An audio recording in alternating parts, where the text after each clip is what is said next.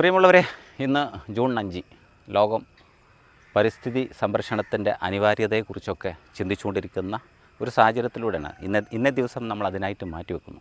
ലോക പരിസ്ഥിതി ദിനം എന്ന് പറഞ്ഞ് നമ്മളെ വിദ്യാലയങ്ങളിലും അതുപോലെ തന്നെ വിവിധങ്ങളായ ക്ലബ്ബുകളും അതുപോലെ പല പല സംഘടനകളും പൊളിറ്റിക്സൊക്കെ ആയിട്ട് രാഷ്ട്രീയ സംഘടനകളൊക്കെ ആയിട്ട് ബന്ധപ്പെട്ട് അവരൊക്കെ ഇന്നത്തെ ദിവസം ആഘോഷമാക്കി മാറ്റുകയാണ്. പലപ്പോഴും ഇങ്ങനെയൊക്കെയുള്ള കാഴ്ചകൾ കാണുമ്പോൾ ഇതൊരു ആഘോഷമാക്കി മാത്രം എന്ത് ചെയ്യാണ് നമ്മളൊക്കെ ചിന്തിക്കുകയാണ്. കാര്യം അതിനുവേണ്ടി ഫോട്ടോ എടുക്കാനും അത്തരം കാര്യങ്ങൾ ഞങ്ങളുടെ കീഴിൽ നടപ്പിലാക്കി എന്ന് പറയാനും 4 മരത്തൈകൾ നട്ടു എന്ന് പറയാനും അതനുസരിച്ച് പാട്ടുകൾ സംഘടിപ്പിക്കാനും അങ്ങനെയൊക്കെയുള്ള കുറേ കാര്യങ്ങളായിട്ട് നമ്മൾ ഈ പരിസ്ഥിതി ദിനത്തെ എന്ത് ചെയ്യുന്നു, ഉപയോഗപ്പെടുത്തുന്നു, അനാവശ്യമായി ഉപയോഗപ്പെടുത്തുന്നു എന്ന് പലപ്പോഴും തോന്നിയിട്ടുണ്ട്. പലപ്പോഴും നമ്മളൊക്കെ നടുന്ന തൈകളൊന്നും പിന്നീട് അങ്ങോട്ട് സംരക്ഷിക്കുന്നതിനെക്കുറിച്ച് നമ്മൾ ചിന്തിക്കാറില്ല. ആ ഒരു കർമ്മം നിർവഹിക്കുന്നു, അതിൻ്റെ ഒരു ഫോട്ടോ എടുക്കുന്നു, അത് സോഷ്യൽ മീഡിയയിലൂടെ സമൂഹത്തിലേക്ക് എത്തിക്കുന്നു എന്നുള്ളതിലുപരി മറ്റുള്ളതൊന്നുമില്ല. എന്തായാലും എൻ്റെ തൊട്ടുപുറകിലായിട്ട് നിങ്ങൾ കാണുന്നുണ്ടാവും, എൻ്റെ നാട്ടിൽ ഏറ്റവും സുന്ദരമായ ഒരു കുളമാണ് ദേവർകുളം എന്ന് പറയും.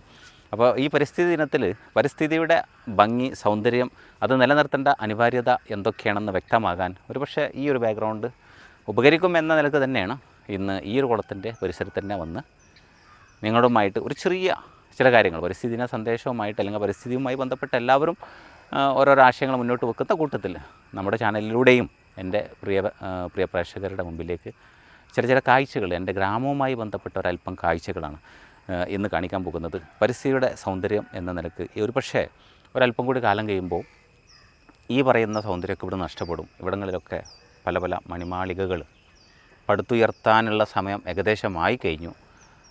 ഒരു കാലത്ത് ഇതൊക്കെ വിശാലമായിട്ട് കിടക്കുന്ന പാടങ്ങളായിരുന്നു. ഇതിലൊക്കെ ധാരാളമായിട്ട് നെൽകൃഷി ഉണ്ടായിരുന്നു. അപ്പോൾ എൻ്റെ പുറകിൽ കാണുന്ന ഈ ഒരു കുളം തന്നെ മുൻകാലങ്ങളിൽ ഈ പാടത്ത് കൃഷി നടക്കുമ്പോൾ ആ കർഷകരായിരിക്കുന്ന ആളുകൾക്ക് അന്നൊക്കെ ട്രാക്ടറിൻ്റെ സൗകര്യം ഇല്ലാത്തതുകൊണ്ട് കന്നുകാലികളായിരുന്നു. അപ്പോൾ ആ കന്നുകാലികളെ കഴുകാനും അതുപോലെ തന്നെ തൊഴിലാളികൾക്ക് കുളിക്കാനുമായിട്ട് ഒരു ചെറിയൊരു കുഴിയായിട്ട് രൂപപ്പെട്ടതാണെന്നാണ് അറിയാൻ സാധിച്ചത്.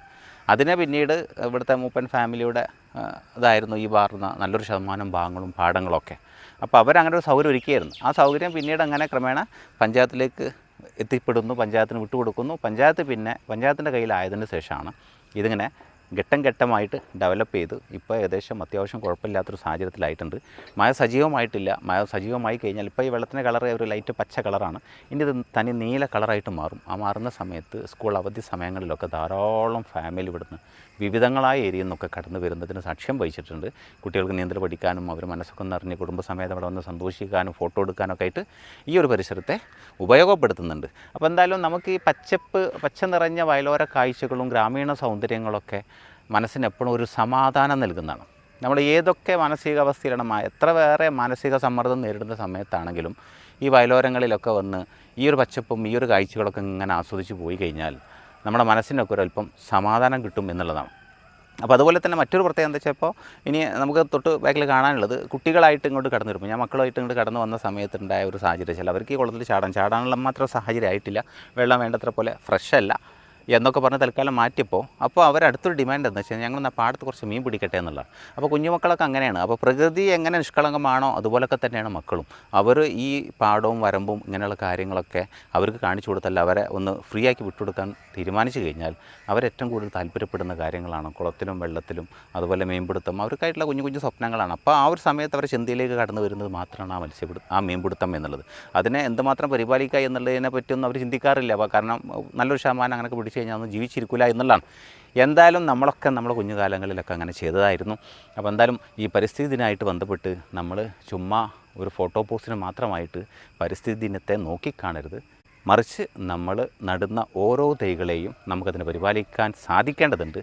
ചില നിർബന്ധ സാഹചര്യങ്ങളിൽ നമ്മളൊക്കെ വീടും മറ്റുമായി ബന്ധപ്പെട്ട നമ്മുടെ സൗകര്യം മെച്ചപ്പെടുത്തുന്നതിൻ്റെ ഭാഗമായി റോഡുകളുടെ വികസനം അതുപോലെ തന്നെ വീടുകളുടെ വികസനം, പുതിയതായിട്ടുള്ള വീടുകൾ വരുന്നതും ബിൽഡിംഗ് വരുന്നതൊക്കെ ആയിട്ട് വന്നത് അതൊക്കെ നമുക്ക് വേണ്ടതാണ്. കാലത്തിൻ്റെ ചലനങ്ങൾക്കനുസൃതമായിട്ട് നമുക്കൊക്കെ മാറ്റങ്ങൾ വരേണ്ടതുണ്ട്. അപ്ഡേഷൻ നടക്കുമ്പോൾ അതുപോലത്തെ അപ്ഡേഷനിൽ നമ്മളും കൂടി പങ്കാളികളാകണം. അപ്പോഴേ നമ്മളെ ഗ്രാമം വളർന്നു വരുള്ളൂ. അതിൻ്റെ ഭാഗമായിട്ട് അങ്ങനത്തെ കെട്ടിടങ്ങളൊക്കെ എല്ലാം ശരിയല്ല, അതൊക്കെ ഒഴിവാക്കപ്പെടേണ്ടതാണ് എന്ന് പറയുന്നതിൽ അർത്ഥമൊന്നുമില്ല. എങ്കിൽ കൂടെ പരമാവധി ഇങ്ങനെയൊക്കെയുള്ള പരിസ്ഥിതിയെ, പാടങ്ങളെ, വയലോരങ്ങളെ സംരക്ഷിച്ച് നിലനിർത്തേണ്ടതുണ്ട്. അത് നിലനിർത്തിക്കൊണ്ടുള്ള സംവിധാനങ്ങൾ തേടുന്നതായിരിക്കും ഏറ്റവും ഉത്തമം കൂടി എന്നും കൂടി സൂചിപ്പിക്കുകയാണ്. അപ്പോൾ എന്തായാലും ഈ പാടം വരമ്പും ഇതുമായി ബന്ധപ്പെട്ട കാഴ്ചകളൊക്കെയാണ് നമ്മളിതിലൂടെ ഇങ്ങനെ കണ്ടുകൊണ്ടിരിക്കുന്നത്. അപ്പോൾ എന്തായാലും ഈ പരിസ്ഥിതി ദിനത്തിൽ നമുക്കെല്ലാവർക്കും, ഞാനടങ്ങുന്ന നമുക്കെല്ലാവർക്കും ഈ പരിസ്ഥിതി ദിനം ആഘോഷമാക്കി മാറ്റുന്ന കൂട്ടത്തിൽ അതിൻ്റെ യഥാർത്ഥത്തിൽ അത് മുന്നോട്ട് വെക്കുന്ന ആശയം മനസ്സിലാക്കിക്കൊണ്ട് അതനുസരിച്ച് പ്രവർത്തിക്കാൻ നമുക്കെല്ലാവർക്കും സാധിക്കട്ടെ എന്ന് ആശംസിച്ചുകൊണ്ട് വീഡിയോ ചുരുക്കുന്നു. Thank you for watching. ജയ് ഹിന്ദ്.